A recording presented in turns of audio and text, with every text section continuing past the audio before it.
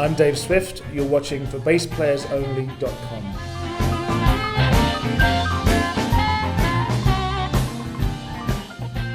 Hi everyone, John Liebman here. You're watching for BassPlayersOnly.com. Coming to you on location from the London Bass Guitar Show in London, England, with none other than Dave Swift. What's happening, Dave? Good, thanks. Very well. Very well. Thanks for having me. Well, thank you. You know, we have a team at home with that same name. What are the chances of that, huh?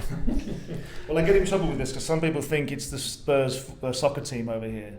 And there's a lot of controversy. I have to point out it is the Spurs San Antonio basketball team. Yes, it's not San Antonio, England. It's the San Antonio back in the U.S., yes. Okay, well, let's talk about you because you've got such an interesting background. And Jools Holland is the first name that comes to mind because you've been with him for so many years, having played with everyone from Al Jarreau, Shaka Khan, Smokey Robinson, George Benson, Eric Clapton, Jeff Beck. But let's go back to the beginning because I know you had a very musical upbringing. You come from musical family. You've got a couple of older brothers, so you were surrounded by guitars and music and things like that. But I'd like to hear the story from you. Tell us about your exposure to music and the kinds of things that you were hearing and records playing and what was on the radio and maybe going to concerts and things like that. So in that spirit, how would you describe your musical upbringing? Well, both my parents weren't particularly musical. They didn't sing or play an instrument, but they always played music in their house. So I always remember hearing things like Peggy Lee being played and even Glenn Miller records. But I had two older brothers who were 8 and 11 years older than me, and they were listening to more things like Jimi Hendrix and Cream and Joni Mitchell. So that was a bit too out of my sort of understanding that stuff. So I understood the Peggy Lee and the Glenn Miller stuff more, ironically. But there was a piano in the house, but no one really played it as such. My brothers used to kind of fool around on it, but there was no one that was dedicated to playing it. But it was just nice having it there. But both my brothers did play acoustic guitar. And I used to fool around on those too. But again, I never had any aspirations to be a musician. I never thought, this is what I want to do. But it was fun. How did you gravitate to the bass? Okay, so I was at secondary school and we formed an offshoot of our school band. And we wanted to play sort of jazz, me and my friends. But we needed a bass player.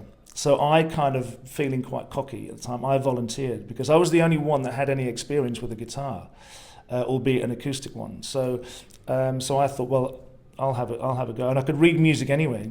So I went with my brother to a music shop and we got like an old copy. It was a K copy of a Fender Precision. And then, so I joined this offshoot from the school band. So I was still playing trombone, but then I was playing electric bass. What happened when you started playing bass? Did a light go on? Did you say, wow, or was it more of a gradual thing? It was more of a gradual thing, but I remember thinking, this is a very cool instrument to play. I remember thinking, there's every chance I'll get more girlfriends by being a bass guitarist. You know, you got to be a guitarist, not a bass guitarist. Well, it was the next best thing. But yeah, I loved playing it, and it was great because. Did it work? Or never mind. I think it did. Yeah, it has now. It's taken a while, but yeah, it was.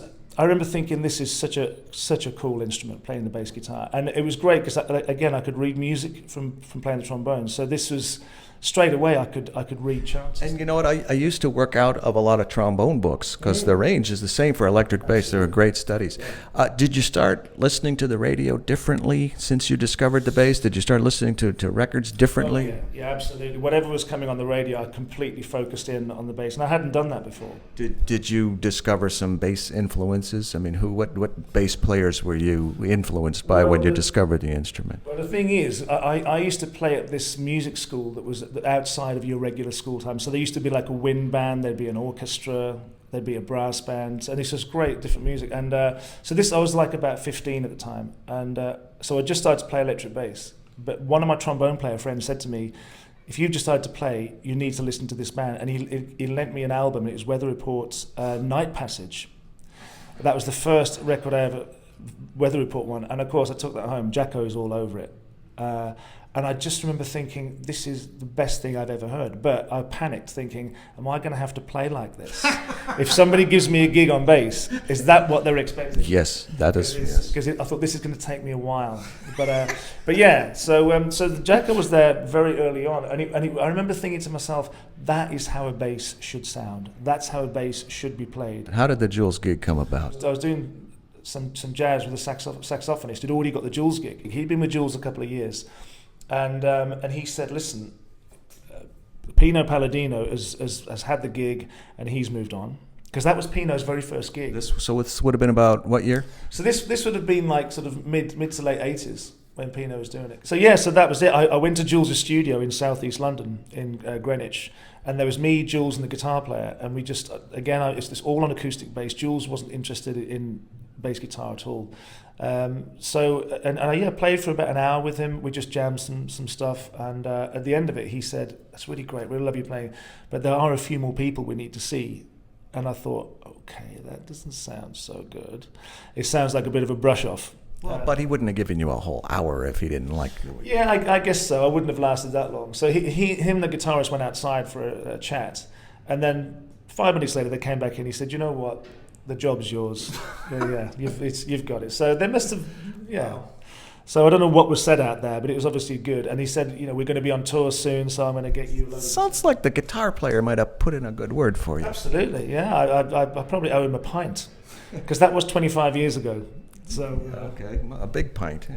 Well, tell me about the gig, because I rattled off 3, 4, 5 names, but you've played with so many people and you've had that gig a long time. You must have a good story to tell, or a person that was on the show a show that was particularly memorable or meaningful or significant. What's your Jools Holland show story? One of my favorites times was when we played for Smokey Robinson, and what happened is it was just going to be the rhythm section. It was going to be myself, Jools, Gilson on drums, and Mark, our guitarist, and then Smokey Robinson. And he wanted to do the cover of Norah Jones. She did the song called "Don't Know Why." She did, I think that was. So he wanted to do his own version of that. And anyway, so at the last minute, our guitarist couldn't make it for whatever reason. So Jools said to me, "We need to find a replacement guitarist to play with Smokey on the TV show." And he said, "Do you know anyone?" And I knew a few players, but I know what Jools is like. He's so fussy. If I'd have picked the wrong guy, someone that Jools wasn't keen on or whatever, I would have got in a load of trouble. And I thought to myself, it's easier just for me to say, "Jools, you've got loads of friends on guitar. You pick somebody." And then he called me the next day. He said, "Listen, Dave," he said, I phoned around a lot of places. He said, "I'm really scraping the barrel on this one." He said, "But I've got someone." I said, "Oh, no." I said, "Who have you got?" He said, "Eric Clapton." I said, "Oh, okay." So he was being sort of cheeky. What kind of barrel is Eric Clapton at the bottom of? I'd like to know. Well, the thing with Jools is he is a very, very humorous, he is a great wit. So of course it was all done in complete tongue-in-cheek. So yeah, I've really struggled, but I've managed to get this guy. So I thought, well, that's still an interesting pairing, though. Eric Clapton with Smokey Robinson. Yeah, well, the thing is, Eric and Jools are great mates. We played with him loads of times. He's been on our TV show. He's been on our records. So I guess it was more to do with the fact that Jools is going to call his mate. And it's great when your mate is one of the greatest guitarists that's ever lived. Yeah. But that's what it is. It's his buddy. So anyway, we got to the TV studio, and I'd already worked out the bass part, but I'd done a chord chart for Eric because I just thought there's quite a lot of chords in this song. It's not as simple as you think. So anyway, so I've gone there, and Eric said to me, "Do you mind if we sit down when we did the show?" Normally I would stand up, and I said, "No, that's fine. It'd be nice." So I was sitting next to him. So this was I got to spend all day with Eric. We're just sitting there because they have to do the camera checks, they have to do sound checks. So it's a long day, even if for one song on the TV show. It ends up being a long day. So I said to him, "Listen, I've got some chords if you need them." And I held out this chord chart. Nothing, no written notation, just chords. And he looked at it. He said, "Dave," he said, "that's really kind of you." He said, "But that's like hieroglyphics to me." He said, "There's absolutely no use to me whatsoever." And that's the first time I realized that everything he plays is by ear. He doesn't even read chord charts. So it's just all by ear. So that was an interesting... You're going to damage Mr. Clapton's career. I mean, there's untold thousands and thousands of people watching this. I don't think he's going to lose any sleep over me saying that he doesn't read chord charts. But yeah, because he's just so amazing with that. But yeah, it was interesting. It's interesting but anyway, but then we got the news that Smokey Robinson he was going to fly in, but he was tired and he wanted to have some sleep, and then he was going to come. So in other words, we weren't going to rehearse with him. Now, at this point, Eric is kind of thinking, my goodness, is this really happening? And he said to me, has this ever happened before? I said, no. I said, every time we play on the show, we always rehearse without question. And I said, this is unprecedented. This is so unusual. So we just had to keep running the song for ourselves. And then at the end of it, what happened is the show then started. They started to film the show, and there was still no sign of Smokey at all. And then eventually, there were a couple of other bands played, and then I looked round and Smokey Robinson is standing in the wings, ready to come on. We hadn't even spoke to him. We hadn't met him or anything like that. And I'm looking at Eric, he's looking at me, kind of thinking, is this going to be okay? Isn't it okay? And then Jools just went, and please welcome Smokey Robinson. Smokey came on, did the song, it all went beautifully. Eric played a fantastic solo. And then Smokey Robinson came up to us afterwards, off camera, and he gave me and Eric a hug, and he said, thanks guys, he said, you guys are beautiful, thanks for playing for me. And that was it, and he disappeared. So that was the first time we met him, was after we played with him, after the TV show. So that was probably one of the greatest highlights of my career, spending the day with Eric and then playing with him and Smokey Robinson. Wow, yeah, you'll never forget that, that's for sure. Tell me about your equipment, Dave. What are you playing? Amplification-wise, I've been with Aguilar for quite a while now. So Great company. Yeah, on stage with Jools, absolutely, and wonderful people. On stage with Jools on tour, I use an Aguilar DB751 head, and I use a DB 4x10 cab, all in chocolate thunder finish. Well, because Jools is quite an old-fashioned guy, he likes old cars and stuff, and I thought I could have gone for the white finish or the green, but I just thought the chocolate thunder, which is a nice rich brown colour, I thought Jools would appreciate that, the finish on the cabs. So yeah, and for smaller gigs and in Jools' studio, I use an Aguilar Tonehammer 500, and I've got two SL 112s, which SL stands for super light, of course. So they pretty much live in the studio for rehearsals for the radio show. But if I do freelance gigs, I'll use that smaller rig because it's easier to transport. How about basses? Well, because I collect bass guitars, I've probably got about 70 bass guitars in my collection. I never started out doing that, but over the years, they kind of grew. Who was it? Armand Sabalek or somebody I was interviewing. He says, yeah, I've got like 200 basses. I said, yeah, but I have a feeling there's, 3 or 4 or 5 that you go to all the time. Is that the case with you? Yeah, absolutely. Well, my first couple of basses as a kid they weren't Fenders because I couldn't afford it, but they were precision copies. So I've always liked P-bass more than anything else. And again, the P-bass was, of course, Leo's attempt at making a more portable double bass. That was what it was aimed at double bass players. So yeah, I've definitely got a lot of old P-basses in my collection. But obviously, I need a 5-string for a lot of stuff, so I use a Sadowski. But again, it's still a P-bass. But it's a 5-string P-bass, one of Roger's, and I've had that for a few years now, which is wonderful. What kind of strings do you play? Well, again, for years, when I was with Jools, he always wanted more of a subdued sound. So I was using flat wound strings for a long time. But then when he got the TV show and we did the radio show, I realized that I needed to be a lot more versatile. So now I use round wound strings a lot more. So What brand? So for the last couple of years, I've been using the Dunlop strings, and they're and I prefer nickel over stainless steel. I prefer the softer feel and the slightly softer sound. So yeah, they're nickel super brights made by Dunlop.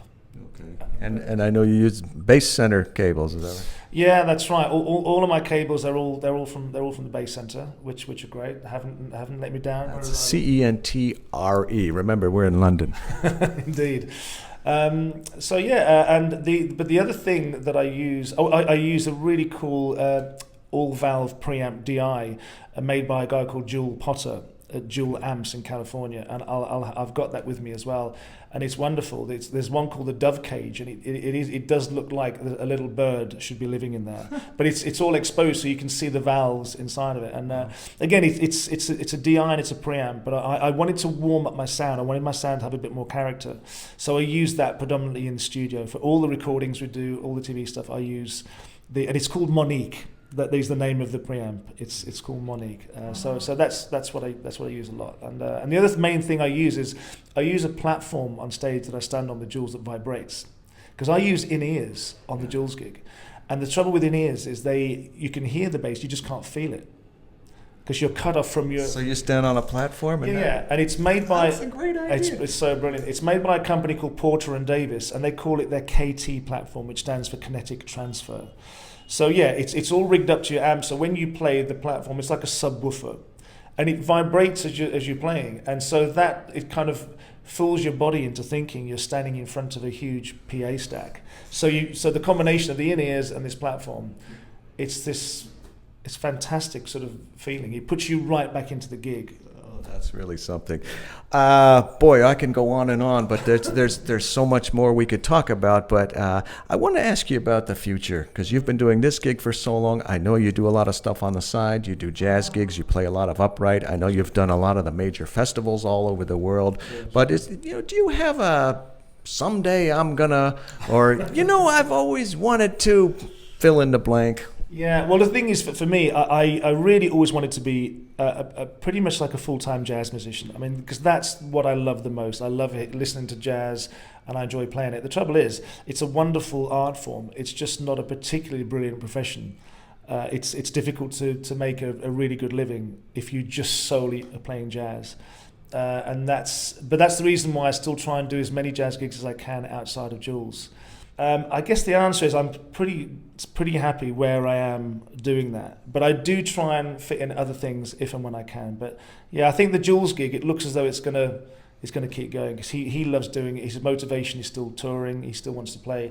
So there's showing no signs of the Jools Holland Rhythm and Blues Orchestra and his TV show disappearing anytime soon. So well, that's great. Well, good for you, and I'm very happy for us that we get it in the U.S. also. And Jools is spelled. It's Jools.